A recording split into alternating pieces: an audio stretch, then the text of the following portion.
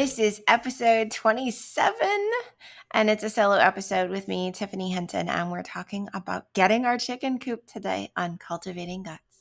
Hello, it's Tiffany, and welcome back to Cultivating Guts, a podcast where we discuss gardening, homesteading, gut health, and following our intuition. I'm super excited to be back with you guys. We took a break last week over the 4th of July, and so much has happened since we got back from Florida. So if you remember, I did a whole new moon episode, talked about a ritual in Florida, and then we came home and we're back on the homestead and our chicken coop is arriving and there's so much setup happening around the chickens. And so today's podcast, I am going to be talking about getting prepared for the baby chicks to come. What have I done? What steps have I taken?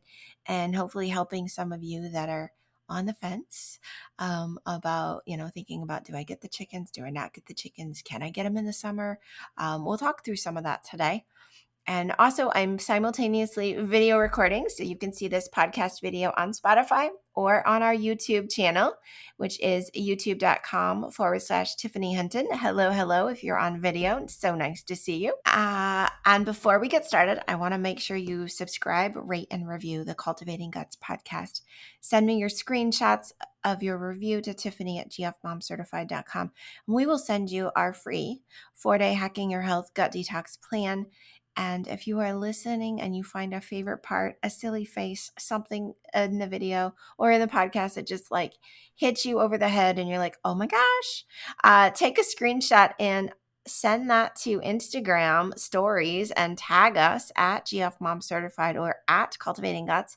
We love to repost, and I'm excited to hear what you think of today's podcast. And if you have any suggestions for us on getting these chickens up and going, all open to that. So send those along as well. And without further ado, we're going to do a quick word from our sponsor. Today's podcast is sponsored by NonDisclosure Apparel. And it is my go-to everyday bra, like we've been talking about on the podcast. Super excited when I met Becky a little over a year ago and found their brand new Ellie bralettes. Actually, I'm wearing one today. Not only because it has nipple coverage, but also because it has no wiring. It is super, super comfortable. It's not compressing like a sports bra would be. And I can wear it under t-shirts. No issues, no nipples. And people that are listening to the podcast are probably like, what, Tiffany? Honestly, yeah, my girls wear them. Our photographer now has one, and it is becoming this thing. And so if you do not yet have yourself an Ellie bralette, not only is it a female-owned company, designed and made in the USA, right here in the US, it is a company that, and if you go back to one of our earlier podcasts, you're going to hear Becky, but Becky designed this company for her own need and to benefit other women and other little girls who were having embarrassing moments because their nipples were showing through their t-shirts or showing through their dresses. So definitely, I am super excited to have Non-Disclosure Apparel as a podcast sponsor for my own reasons, but also so we can help more young girls and women and just people that are, maybe you're doing yoga, you're doing farm chores, you're doing whatever, you're working from home. It's your everyday go-to bra. And we have a very special discount for our community only. And that code is GFMOM15. That saves you 15% off your total purchase. And then if you order 2 Ellie bralettes, you will also receive free shipping. So we'll put all those details in the show notes, but definitely check out the Ellie bralette by Non-Disclosure Apparel. All right. I am excited to talk about this topic. It is super fun. It is just, I don't know, there's so much happening. So chickens are coming, right? Chickens are coming from the mailman. A lot of you are like, wait, what? Yes. They ship chickens in the United States Postal Mail. And I learned that this spring when I was like, well, I wonder how we get chickens. Do we have to go to a farm? Do we have to go to a chicken supplier? Do we go to the hatchery? Where do we get them? And then I started following, and actually, you guys, a few episodes ago, Hafsa was on our podcast. So that's an episode you definitely want to check out if you are thinking about chickens or are currently raising chickens. Homestead Hafsa was on, and I got her new book, signed up for her chicken course, and it's been super fun. And but in following some of her Instagram posts and different reels that she was doing, She was at Tractor Supply Company and she was getting chicks from Tractor Supply Company. In the reel, she's explaining like sexed versus unsexed and like female chickens and all that stuff that you need to know if you're going to get chickens and you're in the city or you're in the suburbs, because we're not allowed to have any roosters. And so I definitely needed to ensure I was ordering only female chickens and baby chicks, and not necessarily doing any eggs and doing any incubating and hatching ourselves, because we could hatch a rooster that we would have to then get rid of. So in learning that, I went to Tractor Supply's website, because Tractor Supply is about 45 minutes from us on the way to Wisconsin. And then I started researching chickens on Tractor Supply. And this is kind of the story of how did we get where we are. And I love it. So it started with, as many of you know, if you listen to the podcast regularly, you know, like on my garden dream board this year, we were doing garden planning, right? And one of the steps of garden planning is to go through the seed catalogs, just like you would other magazines, and create a dream board of what you want your garden to look like, what you want to grow. And I put chickens on my garden dream board. And then later I was like, do I really want them, or did they just look cute in the picture? No, I really want them. Well, why do I want them? And we had this, this whole internal mental conversation going on in my brain, like chickens, yes, no, maybe so. And then I started following some chicken Instagram accounts like Hosfas and Chick Beauty and some others. And I was like, oh yeah, we're definitely getting chickens now. Not just because they're cute and fun, because they actually have a job to do, and I need them to do that job on my biodynamic homestead. I need them to eat the excess bugs. I need them to have poop. I need them to aerate the soil. I need them to do a bunch of stuff on our land. And so we are getting working chickens, and they will be working for their food. And then, like I said, ended up on Tractor Supply Company and found out that the chickens get shipped via U.S. mail, and they can be delivered to Tractor Supply and you can drive and pick them up, or they can be delivered to your local post office. So we went with the delivered to our local post office. And tomorrow morning, I am expecting a phone call from our local post office, because I've been watching the tracking numbers, and we have a tracking number. It has not been shipped because I'm guessing that the eggs are hatching today. We're getting an assortment of female Brahmas, so buff Brahmas, white Brahmas, and brown Brahmas. And we'll have then brown eggs, cream eggs, and pink eggs for our chickens. They won't lay the eggs until they're about 8 months old, so we won't have any eggs until next spring, but we will have chickens, and they will be growing and doing their work and learning our homestead and their way around and getting used to their schedules of when they're allowed outside and when they're inside and all of that stuff this winter, and getting used to the rabbit and just getting to know our little farm, our little suburban farm. So yeah, mailman is bringing chickens in the morning. So expecting that phone call tomorrow morning. The brooder is set up. So let's talk a little bit about the brooder. I posted some pictures this week in our Instagram stories. The brooder that we chose to use, with some coaching from Hosfa, who then messaged me a little while ago as well yesterday and was like, hey, your heater has to be positioned a little differently in your brooder. And I was like, cool, I'll go fix that. So we took a large tote, right? Like Rubbermaid tote, one of the big ones. I took a drill and took the lid off, got rid of the lid, and drilled holes along the rim of the tote so I can use zip ties. Cut myself a piece of wire cloth, the same wire cloth that we used to build the rabbit hutch. So the same little squares. Cut that to fit. That way it can be zip tied down so we don't have anything climbing into the chickens, any extra cats or anything like that. The baby chicks. We've got the hemp bedding in the bottom of the rubber tote. Then we have a heat plate. That's what we got from Tractor Supply. We got a heat plate. It's got legs on it, so it'll act as a brooder hen. So when the little chicks are cold, they can go under the heat plate. The heat plate will then help keep the brooder, the bucket that we have, 100 degrees that first week. And then every week after that, it comes down like 5 degrees. And we have a chick waterer and a chick feeder, which is different. We also got regular size water and feeder for the coop when it comes. The girls picked out purple. So female chickens, they have purple feeders. Purple water is cool. So that went all in making the brooder.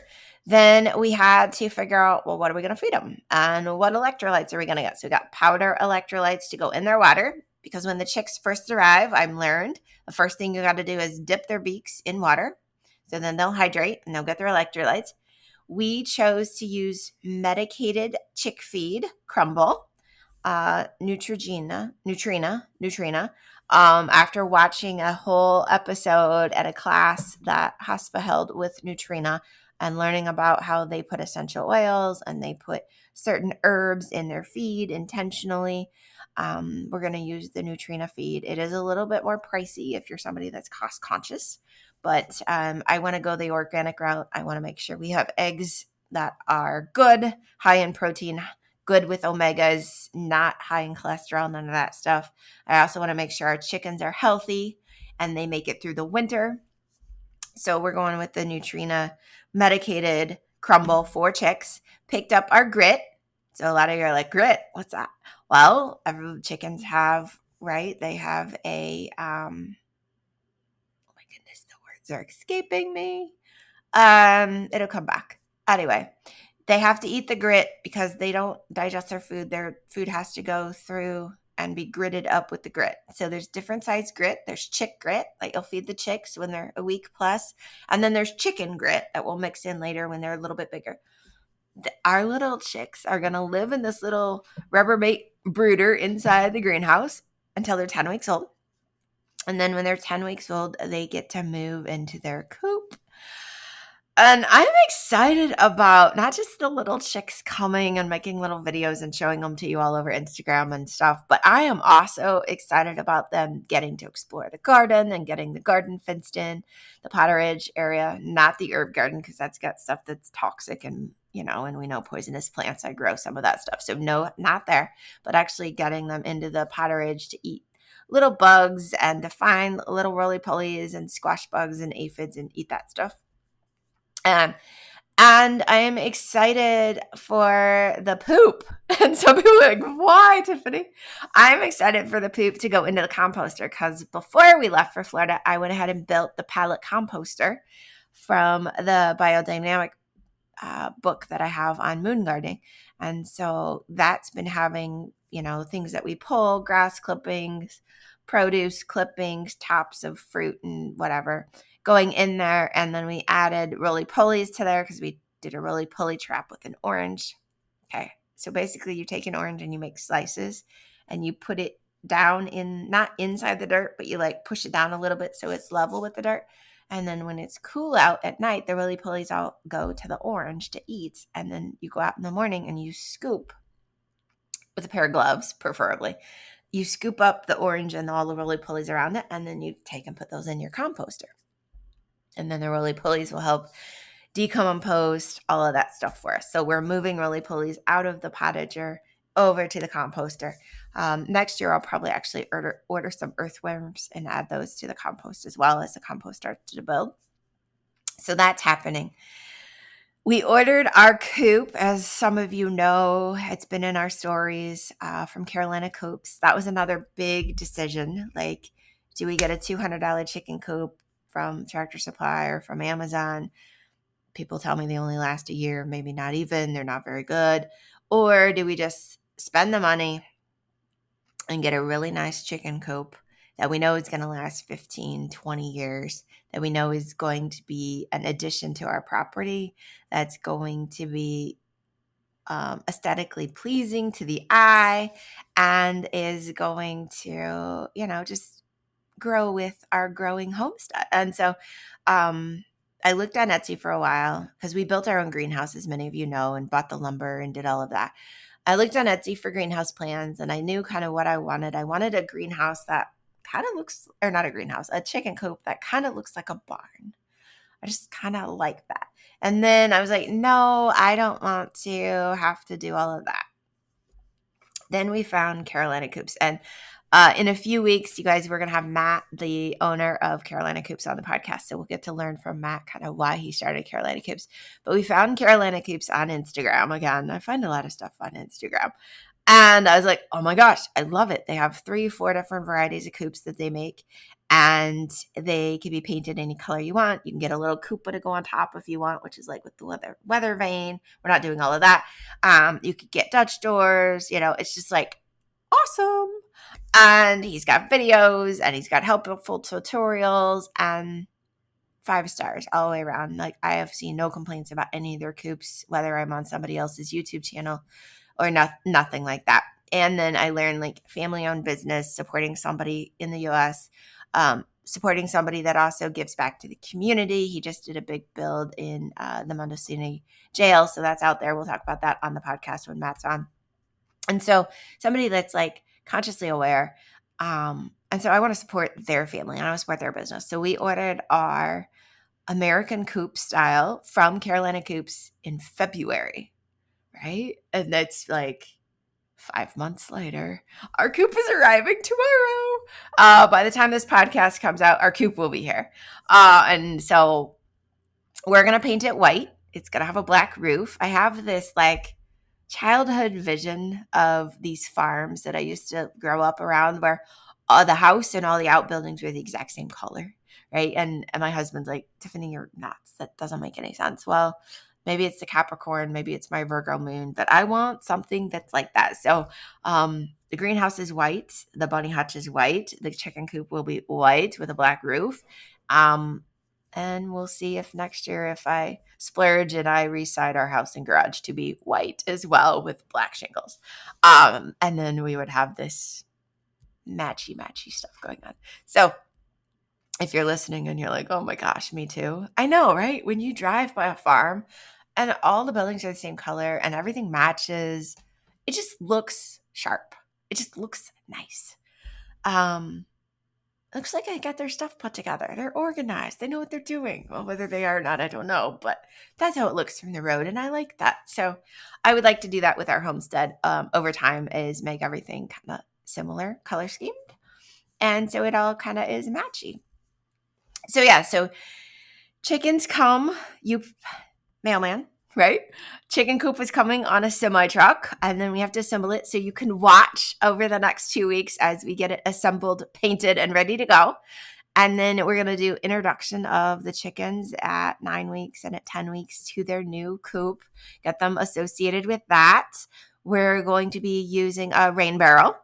So the rain barrel is here, and I'm going to hook that up to the watering system. So the chickens will be having rainwater, which will add the electrolytes to. And I'll probably end up using oregano oil in the essential oil in the water just to kill any bacteria and viruses that come from the rainwater. That seems to be helpful, and that's a good thing to do. And then we'll have more conversations on the podcast about what are the chickens eating and how are we giving them scraps and how are they working in the garden. So once we get the coop up, the chicken coop run is going to have what I'm calling a doggy door, but it's going to have a little door that's going to open and allow them to run out into the potterage. And so we have the fence post. I have to get the chicken wire. And we're going to fence the potterage in all the way around, which will actually allow the rabbit to run around a little bit more and allow the chickens to go out there and work. And that means going out in the fall and helping with breaking down some of the old vegetation, helping with the soil, being able to poop out there so it sits all winter with the snow. And then going out again throughout the season as we get up and running and having them work and take care of some of the pests and the bugs that come into the potterage that we don't necessarily want.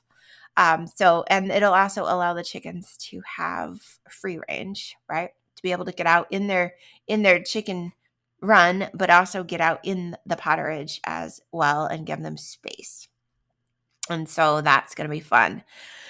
The big debate right now is, so if none of you are probably super familiar with our potterage, but our potterage is built on top of what used to be a swimming pool 50 years ago, approximately 50 years ago, 1970s, it's 2020. Yeah, 50 years ago, there used to be a pool there. And so there's a concrete, my kids, when they were younger called it a racetrack. There's a concrete circle kind of, or rectangle that goes around in the middle of our backyard. And the swimming pool is completely filled up with dirt. And so 10 years ago, that's where we started the garden. The garden is now the potterage and is, 350 square feet of growing space in raised beds. And so at the front of that is where the coop's going to go. The chicken coop is going there. And so that land is primarily mulch because over the last 10 years, there's been cardboard and mulch and cardboard and mulch. And so it's not exactly level. And so here comes the debate. Okay. And so I paid somebody to come in and rototill up where the coop's going to go and like rake it level. So it's primarily dirt, but it's not right. And then last weekend, I spent 3 hours with multiple levels and a shovel and all of this stuff, putting pavers down in the shape of the rectangle. So it's 6 foot by 12 foot because that's how big our run is going to be in our coop from Carolina Coops. And so the pavers are out, they're level. And then I went to Home Depot and I got the gravel. And the gravel now needs to go along the pavers on both sides to help the pavers from not shifting when there's rain or there's water, or there's drainage, right? So they create drainage. Okay, now here's the bigger question. Predator fence. So what is a predator fence? It's basically cloth wiring. So it's like wiring that you would put around a bunny hutch, or some people use it inside concrete to create stability. So it's wiring that has rectangles in it. We have wiring. It's 3 feet by 100 feet. So we have to cut it. And you have to staple. I got to buy a new tool, a new fun tool, a pneumatic stapler that goes on the air compressor. So that was my new toy. We have to staple that predator wire to the base of the coop all the way around the outside. And then we have to lay it out. So it goes out 3 feet, right? And the corners overlap. So that if anything thinks it's going to like dig down in and dig underneath the coop to get to the chickens and have a meal in the middle of the night, when they start to dig down, they hit the wire and they can't dig through the wire. So here's the debate. Here's the question. Once we get the wire on, is that when we put the gravel around the pavers? Or do we put the gravel around the pavers now to create the stability, then put down the predator fence? And then I've got mulch because everything in our yard is mulched and there's mulching around everything. I have mulch then to go around the coop so it kind of mimics the rest of my matchy homestead, right? So I think the thing to do is to now put the gravel just to make sure the pavers are stable, and to build the coop, staple the predator, and then put the mulch on top of what we stapled on. So the mulch will come up 2 inches above.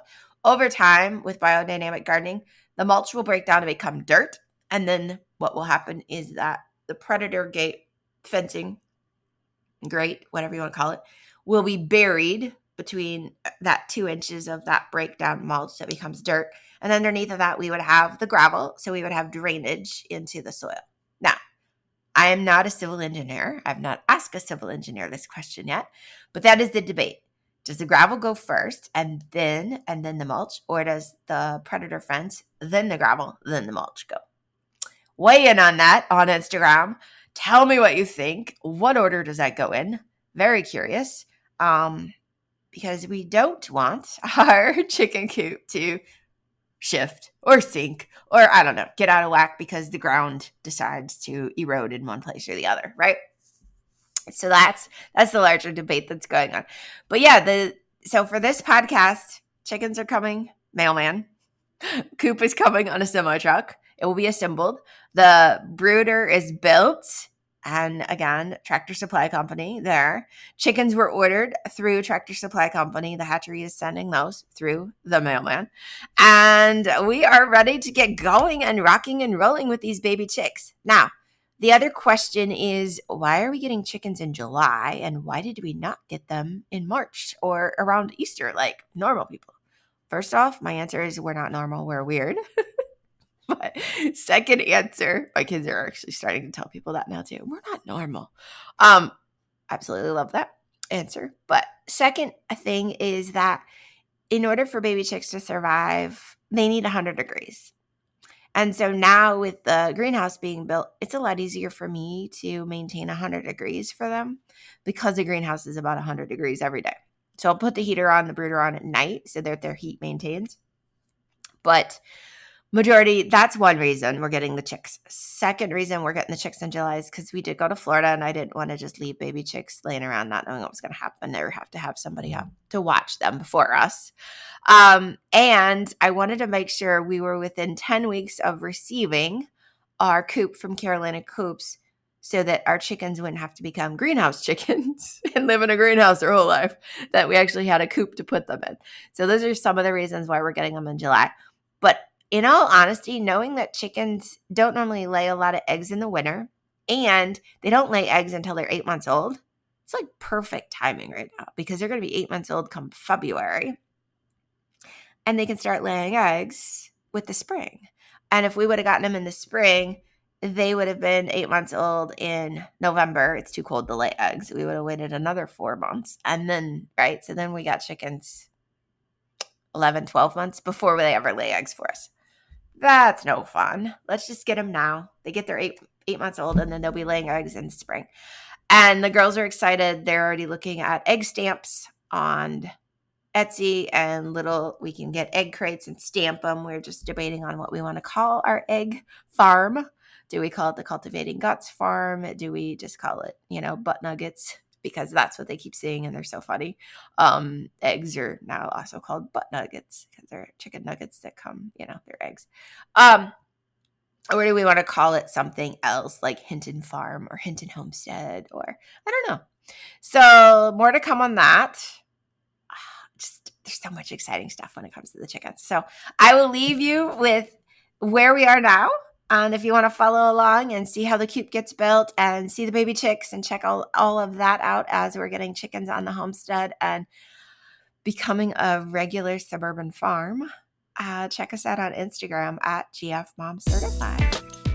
All right, you guys, I hope you enjoyed this episode. I know I was riffing and just kind of talking about chickens. But I wanted to share with where we were at and what's going on with the homestead and what's coming up and everything that went into so far planning and getting the chickens to come to our little homestead. Share with me what your favorite part was. Was there anything you learned today or anything you were like, oh my gosh? Or do you have a device for this big debate?